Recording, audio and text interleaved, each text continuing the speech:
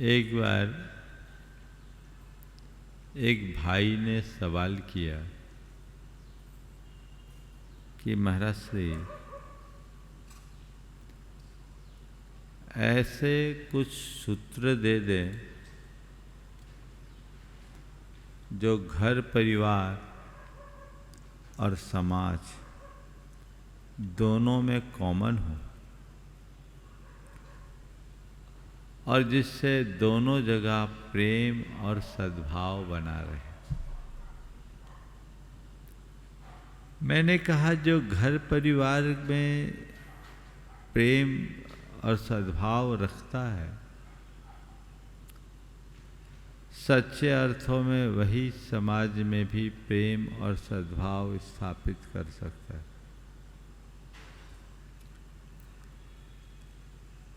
और मैं तुम्हें कुछ सूत्र देता हूं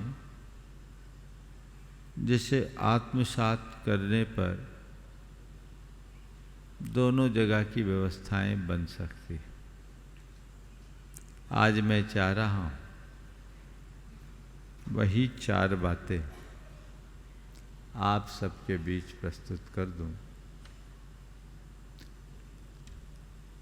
और वे 4 बातें हैं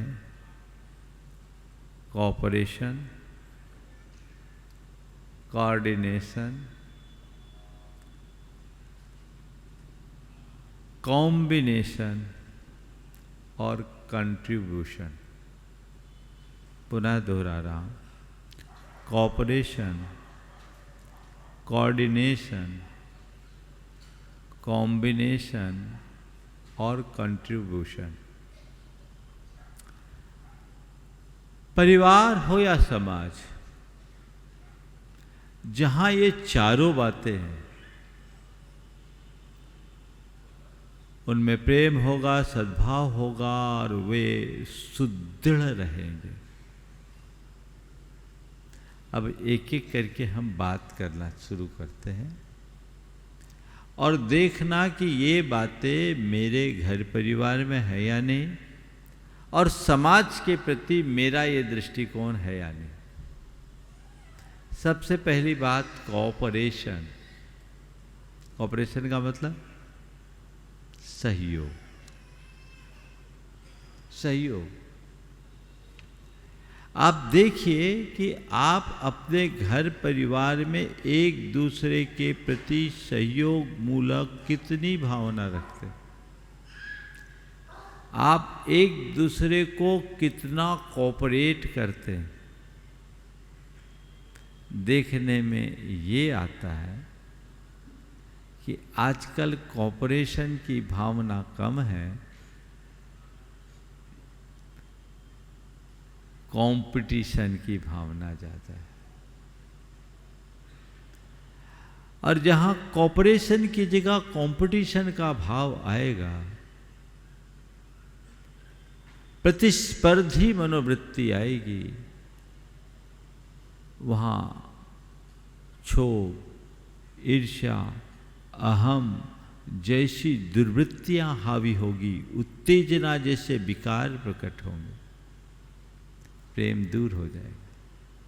लेकिन जहाँ एक दूसरे के प्रति कोऑपरेशन होगा, वहाँ प्रेम, परस्परता, बंधुत्व और आत्मीयता जैसे मूल्य प्रकट होंगे।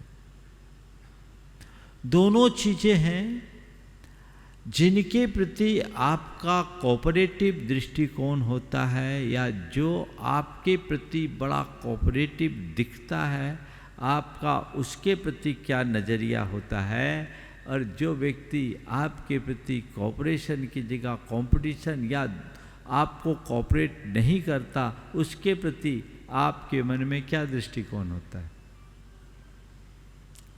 स्वाभाविक है जहाँ कोऑपरेशन का अभाव है वहीं प्रेम है, और जहाँ कोऑपरेशन का अभाव है वहाँ द्वेष और दुर्भाव धीरे धीरे पनपना शुरू हो जाते हैं। अब आपको अपने घर में देखना है, आप एक दूसरे को कितना कोऑपरेट करते हैं। एक समय था जब लोग एक दूसरे के पूरक और प्रेरक बन करके जीते थे। आज समय बदला और अब हर व्यक्ति केंद्रित बनता जा रहा है। पूरक और प्रेरक बनने की जो मूलभूत भावनाएं थी वो धीरे धीरे दूर होने लग रही है। हमें इसकी पुनर्प्रतिष्ठा करने की आवश्यकता है।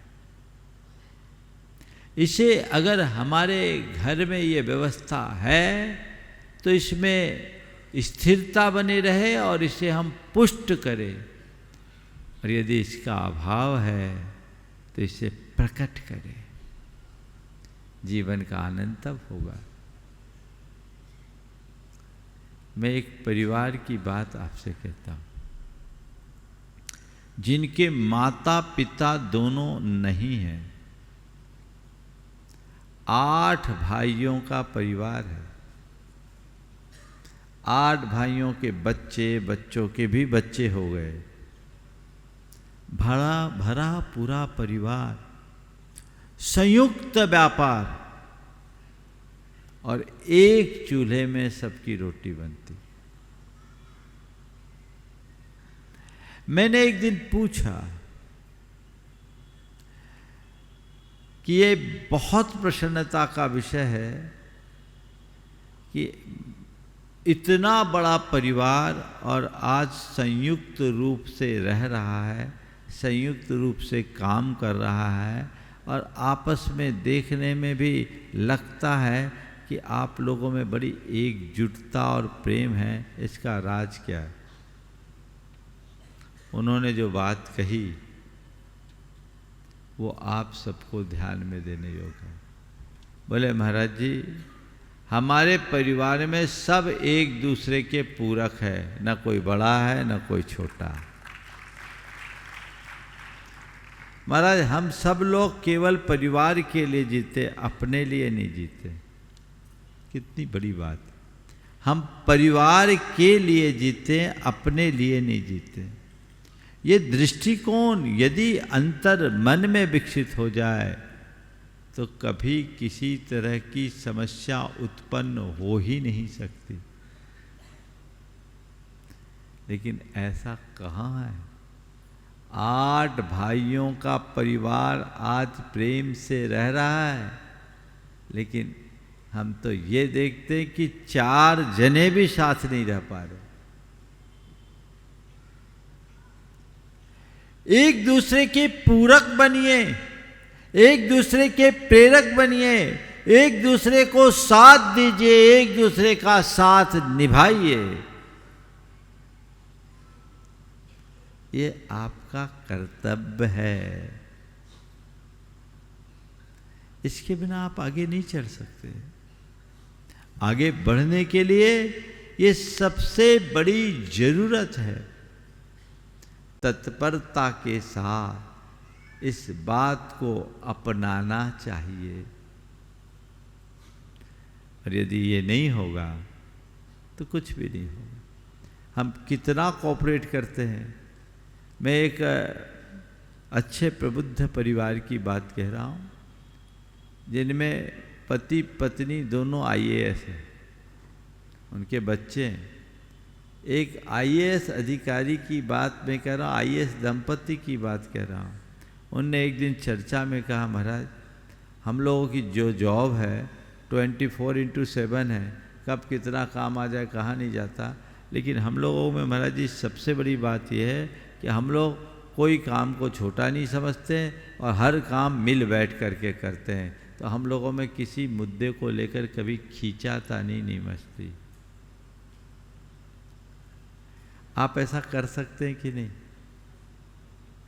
छोटी छोटी बातों में आपकी खींचातानी हो जाती, और प्राय लोग कहते हैं कि हमें कोई कोऑपरेट नहीं करता। क्या बिगड़ जाएगा यदि हम किसी को थोड़ा, जहां आवश्यक है वहाँ कॉपरेट कर दिए। अच्छा, ऐसा भी देखने में आता है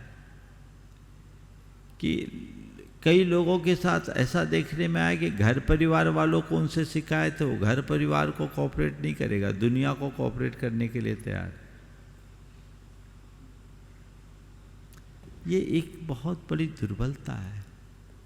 कॉपरेट करने का भाव रखिए, कॉपरेट करने की मनोवृत्ति को विकसित कीजिए ताकि जीवन को बेहतर बनाया जा सके, सुंदर बनाकर उसे और अधिक सजाया जा सके। आज से लक्ष्य रखिए कि हम घर परिवार में जितने भी सदस्य होंगे, कॉपरेशन हमारे घर का पहला पिलर होना चाहिए। हम एक दूसरे को कॉपरेट करेंगे और हमारा एक ही मकसद होगा, बी कॉपरेटिव।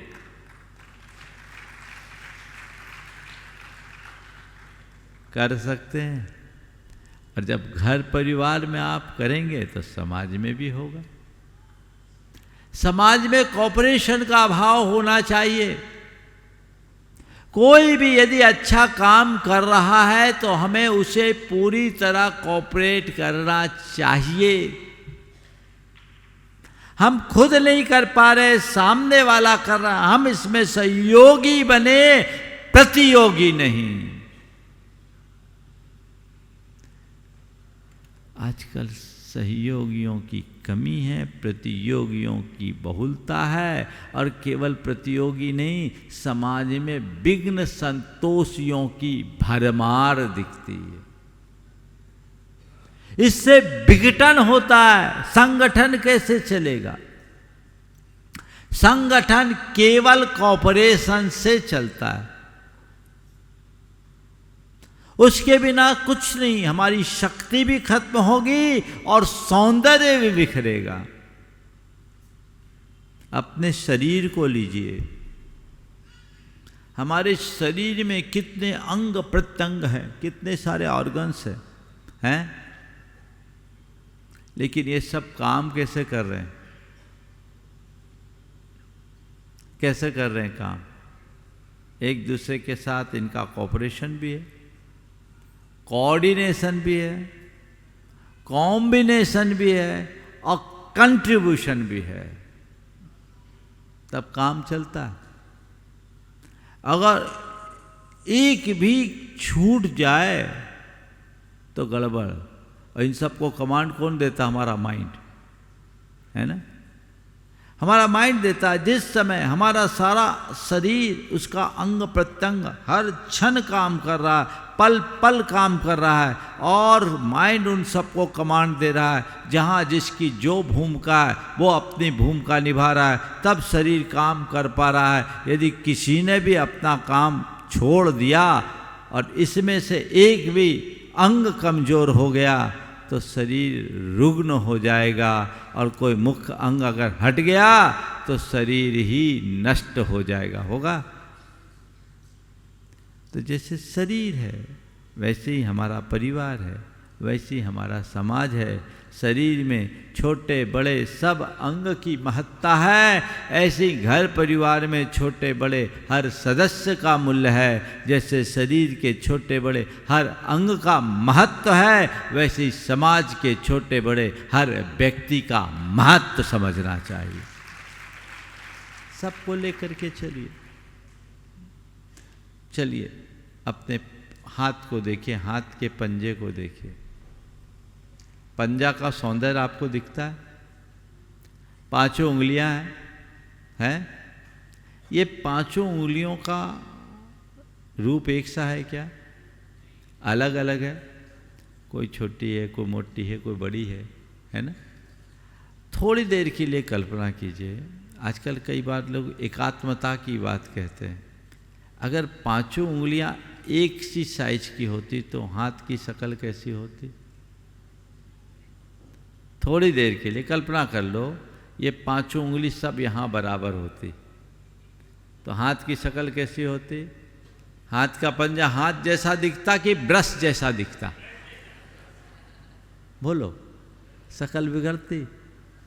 तो प्रकृति ने इन उंगलियों की शेप और साइज में जो भेद डाला इससे हमारा सौंदर्य बढ़ा या बिगड़ा? हाँ, बढ़ा ना, बढ़ा। अगर परिवार में रहने वाले 5 सदस्य, पांचों की अलग अलग योग्यता, अलग अलग प्रतिभा है, अलग अलग क्षमता है, तो इससे परिवार का सौंदर्य बढ़ेगा या घटेगा? बात समझ रहे? थोड़ा फिर से बोलो, बढ़ेगा कि घटेगा? परिवार का सौंदर्य तभी है जब पांच प्रकार की अलग अलग प्रतिभा और योग्यता वाले हैं, है ना? सब एक हो जाए तो गड़बड़।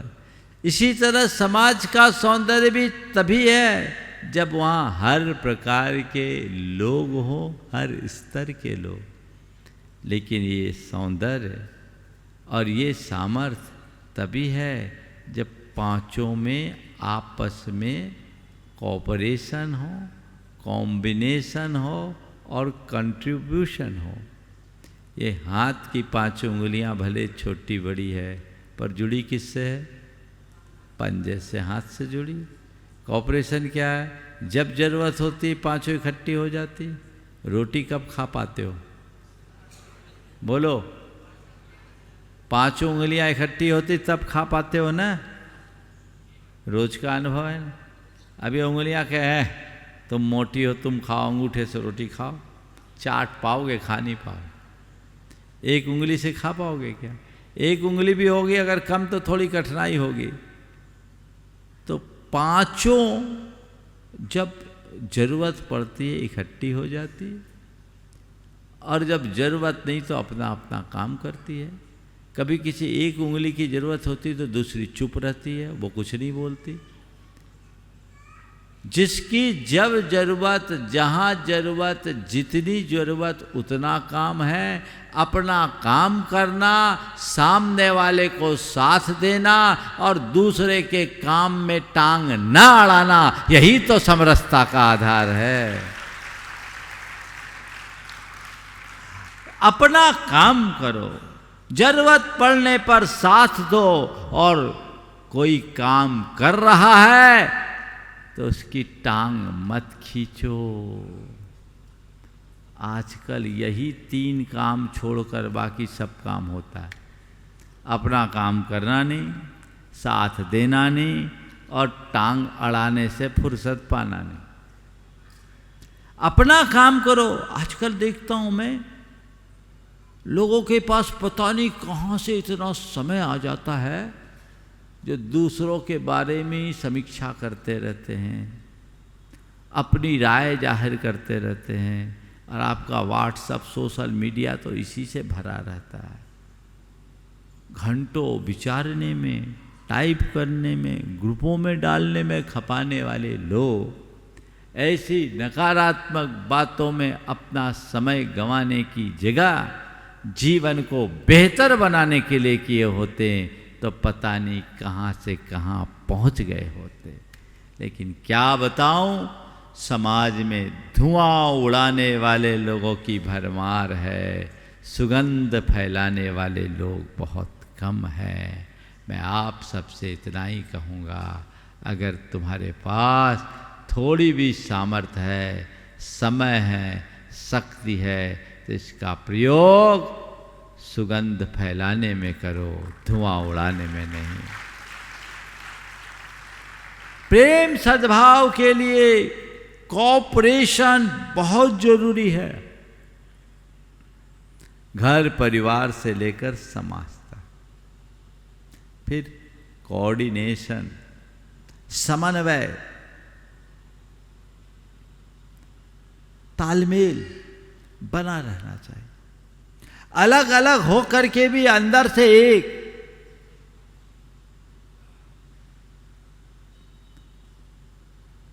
तो मजा है। आपने बीना देखी? बीना में 7 तार होते हैं। 7 तार अलग अलग होते हैं कि नहीं? लेकिन जब उन तारों पर उंगलियां चलाई जाती है तो 7 तार अपना संवेद स्वर छोड़ते। 7 तार हैं, सातों तार अलग अलग हैं, लेकिन अलग अलग होने पर भी जब उस पर उंगली चलाई जाए तो अपना संवेद स्वर छोड़ते हैं, तभी संगीत फूटता है। यदि सातों तार अपना अलग अलग राग अलापे तो संगीत होगा या सिरदर्द? हाँ, सातों तार अलग अलग राग अलापे तो संगीत की जगह क्या हो जाएगा? सिरदर्द, है ना? तो मैं आपसे इतना ही कहता हूँ, अगर जीवन को संगीत बनाना चाहते हो तो परिवार में कोऑर्डिनेशन की बीना बजने दीजिए, समाज में संगठन की बीना बजने दीजिए। सामंजस्य, कोऑर्डिनेशन होना चाहिए एक दूसरे के साथ, समन्वय, इंटरनल एडजस्टमेंट होना चाहिए। अगर आपके अंदर ये कोऑर्डिनेशन की वृत्ति है तो कोई कमजोर हो ही नहीं सकता, कहीं कमी दिख ही नहीं सकती। लेकिन आजकल प्रायः ऐसा देखने में आता है कि न तो कोऑपरेशन दिखता है, न कोऑर्डिनेशन दिखता है। आप कहीं किसी के घर जाओ ना, तो अगर उस घर में प्रेम होगा तो उसकी चहक अलग दिखेगी, उसकी महक का एहसास हो जाएगा। और जिस घर में प्रेम का अभाव होगा ना, पहुंचते ही समझ में आ जाएगा, भैया इस घर में तो 12 बजे हुए, बज गए 12, है ना? 12 बज गए, वहाँ कुछ नहीं दिखता, सब अलग थलग हैं, सब साथ हैं पर एक दूसरे का साथ निभाने वाला कोई नहीं। सब पास हैं लेकिन एक दूसरे के कोई भी पास नहीं। ये मनोवृत्ति हमें अंदर से कमजोर बनाती है। अपने आप को भीतर से मजबूत बनाने के लिए ये सूत्र अपनाना चाहिए कि हमारा एक दूसरे के साथ कोऑर्डिनेशन होना चाहिए। अगर कोऑर्डिनेशन का भाव होगा तो खींचातानी होगी क्या?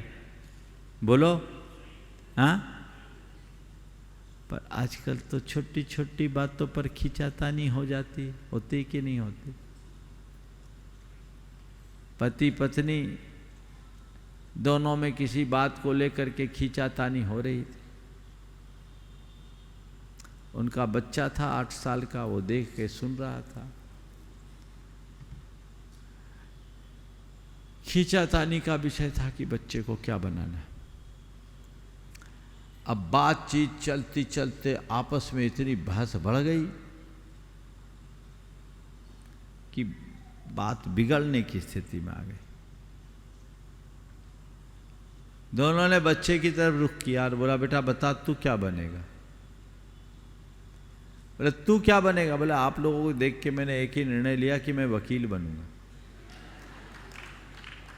आप लोगों को देखकर मैंने एक ही निर्णय लिया कि मैं वकील बनूंगा। बोले क्यों? बोले आप लोगों का डाइवोर्स पेपर तो मुझे ही तैयार करना पड़े। क्या मनोवृत्ति है ये? इसे बदलना है, संकल्प के साथ बदलना है। हम अच्छे से कोऑर्डिनेट करें, एक दूसरे को कोऑपरेट करे तो उसका एक मजा ही अलग है। आप थोड़ा सा सोचिए, किसी काम में अगर आपको कोई थोड़ा भी कोऑपरेट करता है तो आपको कैसा लगता है? अच्छा लगता है। और जब कहीं आप अपने आप को असहाय महसूस कर रहे हो और किसी के कोऑपरेशन की आवश्यकता हो और सामने वाला उस लायक हो, आप उससे आशा और अपेक्षा रखें और वो उसकी पूर्ति न करे, तो आपके मन में कैसा होता है? अच्छा लगता है क्या? और उस व्यक्ति के प्रति कैसे भाव आते? अच्छे आते कि बुरे? बोलो, हाँ? अब आप बताओ, आप क्या चाहते हैं? लोग मेरे प्रति अच्छे भाव रखे या बुरे भाव? थोड़ा जोर से, हाँ? अच्छे। अब आप काम कौन सा करते हो? अच्छे भाव रखने वाले या बुरे भाव? हाँ? थोड़ा जोर से और थोड़ा जोर से। अब बताओ, उल्टी चाल चल के सीधे परिणाम कैसे मिलेंगे? मिल सकते हैं क्या? जब आपको सब पता है, फिर परिवर्तन क्यों नहीं? इसकी शुरुआत किसको करनी है? हाँ, खुद से ही करनी होगी ना। खुद को खुद से परिवर्तित करने का प्रयत्न कीजिए। जब तक आप अपने आप को भीतर से तैयार नहीं करते, तब तक जीवन में वांछित परिणाम घटित नहीं हो सकता। कोऑपरेशन की भावना और कोऑर्डिनेशन का भाव हर पल रखना चाहिए, व्यक्ति में और समाज में भी। अगर समाज में कोऑर्डिनेशन हो तो खींचातानी हो ही नहीं, लेकिन आजकल समाजों में तो ये हाल है कि अब तो समाजों के मामले ज़्यादातर अदालतों में जाने लगे। खींचातानी बहुत है। सही समझ हो तो खींचातानी कभी नहीं होगी, अंदर से समन्वय हो। समझ के अभाव में इस तरह की दुर्बलताएं प्रकट होती है और लोग एक दूसरे के साथ इस तरह का व्यवहार करना शुरू कर देते हैं। लक्ष्य बनाइए, मैं कोऑपरेटिव बनूंगा और कोऑर्डिनेशन के साथ जीऊंगा। कहीं कोई चीज़ है तो समन्वय करने की कोशिश करूंगा, विध्वंस करने की नहीं। विध्वंसक गतिविधियों में मत लगिए, कंस्ट्रक्टिव बनिए, डिस्ट्रक्टिव बनने से बचिए। और ये तभी संभव होगा जब आपकी सोच पॉजिटिव होगी। मुझे खुद समन्वय बना के काम को सरल करने की कोशिश करनी है, सुलझाने की बात करनी है, सुलगाने की नहीं। क्या कहा? सुलझाने की बात करिए, सुलगाने के लिए। यहीं कुछ गड़बड़ है तो उसे हवा मत दीजिए, उसे वहां की हवा बदलिए, वातावरण बदलिए, मनोदशा बदलिए। इसमें ही हमारी कुशलता है और तभी हम अपने जीवन में कुछ सार्थक घटित कर सकेंगे। तो दूसरी बात क्या हुई? कोऑर्डिनेशन की। घर परिवार से लेकर समाज तक मुझे यही रुख रखना है। तीसरी बात है कॉम्बिनेशन। कॉम्बिनेशन का मतलब क्या होता है? तालमेल। क्या है? तालमेल। तालमेल बना के चलोगे तो आनंद है, और तालमेल नहीं होगा तो क्या होगा? सिरदर्द। तो देखिए, घर परिवार में कितना कॉम्बिनेशन है। अगर घर परिवार में तालमेल है ना एक दूसरे का, तो कभी कोई काम अटकेगा नहीं। और तालमेल का अभाव है तो कभी कोई काम पूरा नहीं होगा, सब काम अधूरा होगा। कई जगह ऐसा आता है प्रसंग कि जिसका जो काम है वो काम उसके जिम्मे, अब उस काम में उसकी गाड़ी अटक रही है तो कोई धक्का लगाने वाला नहीं, जबकि ये मानवीय आवश्यकता है। और ये सब चीजें क्यों घट रही है? इसका मूल कारण सहज जीवन के भाव का अभाव। एक समय था जब हमारे अंदर प्रेम, परस्परता, बंधुत्व, सहजीवन जैसे मूल्य पूर्णतः पल्लवित होते थे। और उस समय घर परिवार में लोग एक दूसरे के साथ इतने अच्छे से जुड़े रहते थे कि कभी किसी को किसी प्रकार की दिक्कत नहीं होती। और कैसा प्रेम रहता है, एक आदमी को खांसी आए तो जो भी बैठा है बाजू में, चाहे बड़ा व छोटा, तुरंत उसकी पीठ सहलाने के लिए आगे बढ़ जाता होता था। अब तुम खांस के मरो भी तो कोई को फुर्सत नहीं है। वो बाजू में बैठेगा तो उसका हाथ तुम्हारी पीठ सहलाने के लिए नहीं, मोबाइल को स्क्रॉल करने में लगा रहेगा, फालतू की चीज़ों में लगाएगा, या तो गेम खेलने में लगेगा या कोई रील को स्क्रॉल करता रहेगा। यही है ना। कहाँ चले गए हम? एक दूसरे से मतलब ही नहीं है, एक दूसरे को देखना ही नहीं। आपस में कॉम्बिनेशन होना चाहिए, तालमेल होना चाहिए, सामंजस्य होना चाहिए, किसी तरह की खींचातानी नहीं होनी चाहिए। एक सज्जन मेरे संपर्क में, उन्होंने विवाह अपनी मर्जी से किया। लगभग उनके विवाह को 40 वर्ष हो गए।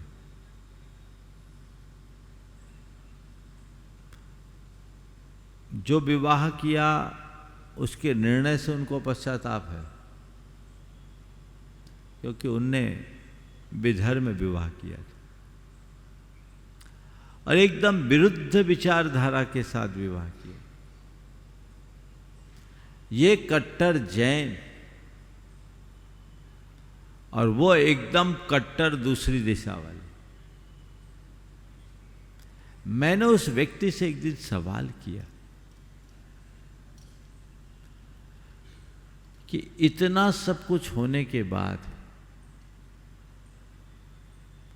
तुम अपना धर्म कैसे निभा रहे हो? तुम लोगों में कोई इस मुद्दे को लेकर खींचातानी नहीं होती? उस व्यक्ति ने जो जवाब दिया वो आप सबको ध्यान देने योग्य है। बहुत बड़ा आदमी, भारत की सीमा से बाहर रहते हैं। उन्होंने कहा कि महाराज जी, हम लोग एक दूसरे के कार्य में इंटरफेयर नहीं करते। हमने शादी की, आप लोग बिल्कुल सही कहते हैं, ऐसी नहीं करनी चाहिए। ये तो हम दोनों की समझदारी है सो निभ गई, नहीं तो जो सिचुएशंस हैं निभना बहुत कठिन है। पर हम लोगों ने ये तय कर लिया, धर्म के मामले में कोई एक दूसरे के लिए कुछ नहीं बोलेगा। और महाराज, हम लोगों की इतनी अच्छी अंडरस्टैंडिंग है, एक दूसरे के मामले में कोई कुछ बोलता ही नहीं है। वो अपना करती है, मैं अपना करता। मुझे लगा ये भी एक अच्छा कॉम्बिनेशन बन गया। विसंगति में भी संगति बिठाई जा सकती है यदि आपकी सोच सही हो। अगर सोच गड़बड़ है तो सही भी आप गलत कर बैठते हो। तो अपनी सोच को सही बनाए रखने का मनोभाव जगाइए और कॉम्बिनेशन को अपने जीवन का आधार बनाइए। समाज में भी ऐसा होना चाहिए। विसंगतियां तो रहती ही है, सबके अंदर है। देखोगे तो हमारे शरीर में ही विसंगतियां, लेकिन उनमें संगति बिठाना। आयुर्वेद के अनुसार शरीर में वात, पित्त, कफ, ये 3 नाड़ियां हैं और इनको त्रिदोष कहते हैं, क्योंकि तीनों का गुणधर्म गड़बड़ है, एक दूसरे के विरुद्ध है। वात का अलग, पित्त का अलग और कफ का अलग। समझ गए? इसको त्रिदोष बोलते हैं। ये जब सम हो जाते हैं तो शरीर स्वस्थ होता है, विषम होते हैं तो शरीर अस्वस्थ। यानी तीनों में कॉम्बिनेशन है तो शरीर स्वस्थ, और तीनों में कॉम्बिनेशन का अभाव है तो शरीर अस्वस्थ। समझ गए? इसी तरह समाज में रहने, परिवार में रहने वाले अथवा समाज के विभिन्न घटकों में यद्यपि विसंगतियां हैं, पर अंदर से संगति है तो सब स्वस्थ हैं। और संगति का अभाव तो सब अस्वस्थ। समझ गए? तो ये त्रिदोष को सम करो, नाड़ियां सम बने, अर्थात हम आपस में ऐसा एडजस्टमेंट रखने का भाव रखें कि सब सम हो जाए और वातावरण अच्छा बन जाए। ये प्रयास हमारा होना चाहिए। आखिरी बात है कंट्रीब्यूशन। हम एक दूसरे को कंट्रीब्यूट करें, जहाँ जो ज़रूरत हो वो कंट्रीब्यूट करें। अपना योगदान होना चाहिए। योगदान केवल पैसों का हो ये कोई ज़रूरी नहीं। समय का कंट्रीब्यूशन, शब्दों का कंट्रीब्यूशन, सहानुभूति का कंट्रीब्यूशन और फिर संपत्ति का कंट्रीब्यूशन। समय दीजिए। आजकल परिवार में लोग पैसा तो दे देते, समय नहीं दे पाते। दे पाते हैं क्या? प्रेम कहाँ हो? सब नष्ट भ्रष्ट हो जाता है। कुछ साल पहले एक घटना घटी, एक बहुत धनी परिवार में, बड़ी लोमहर्षक घटना कि पत्नी अपने प्रेमी के साथ मिलकर अपने पति के टुकड़े टुकड़े करके बोरियों में, उस बोरी में उसके शव को भरकर एक नाले के किनारे गाड़ी। आप लोगों ने भी सुना होगा, मैं स्थान का नाम नहीं बोल रहा हूँ, ये हमारे समाज की घटना है। गाड़ दी। बाद में भेद खुला, पत्नी गिरफ्तार हुई। उसके बाद जो बात सामने आई, बोले मैं क्या करूं, मैं पति को बहुत चाहती थी, मैं सपने में भी नहीं सोचा था कि मेरे द्वारा कभी ऐसा होगा, लेकिन मेरे पति अपने बिजनेस में इतने अंधे कि उनको केवल बिजनेस दिखता, हफ्तों घर से बाहर रहते और ये मुझसे मिल नहीं पाते, आते नहीं, वो दूर रह गए और ये मेरे पास आ गया, नियमित मिलने लगा, मेरी नज़रें मिल गई और ये दूर हुए, इनसे प्रेम बढ़ गया। अंत में वो मुझे कांटे दिखने लगे और उनके बहकावे में आके मैंने ऐसा कृत्य किया। करोड़ों दिया, समय नहीं दिया, प्रेम खत्म होगा। समाज में सद्भाव बनाए रखना चाहते हो तो तुम समाज के लिए भी समय निकालो, और परिवार में प्रेम बनाए रखने चाहते हो तो परिवार को भी समय दो। शब्दों का कंट्रीब्यूशन। कहीं किसी का मन आहत है,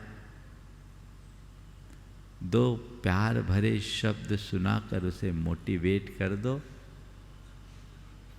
रोता व्यक्ति मुस्कुरा उठेगा। हमें क्या पड़ी है, उसकी वो जाने, मैं तो अपना लोटा छानूं। ये बात सही नहीं है। 2-3 मिनट, वो अपना लोटा छाने, ये बात सही नहीं है। हमें चाहिए कि जहाँ ज़रूरत हो वहाँ हम थोड़ा शब्दों की भी अभिव्यक्ति दे, इसमें कृपणता नहीं करें।